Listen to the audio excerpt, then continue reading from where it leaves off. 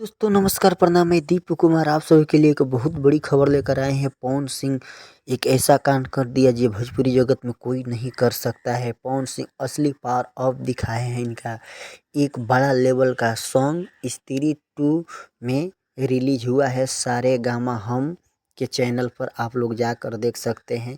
ये बहुत ज़बरदस्त गीत है। इसमें हीरो हैं स्त्री में राजकुमार राव और हीरोइन है श्रद्धा कपूर। इन्हीं लोग के फिल्म स्त्री 2 में मैंने स्त्री 2 का मतलब बहुत बड़ा फिल्म हो गया बॉलीवुड का।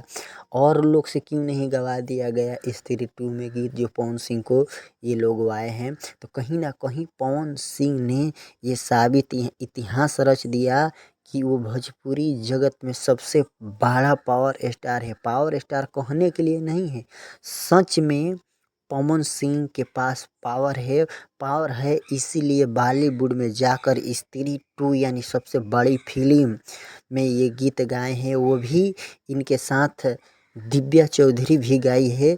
तो पवन सिंह अपना परिचय दिखाए हैं कि पवन सिंह हम क्या हैं क्या नहीं है। वो कहते नहीं आज तक लिए टीवी शो में चाहे लाइव आकर नहीं कहें कि पवन सिंह ऐसा गाता है वैसा गाता है। इसका कोई इंटरव्यू पवन सिंह को अब नहीं देखेंगे।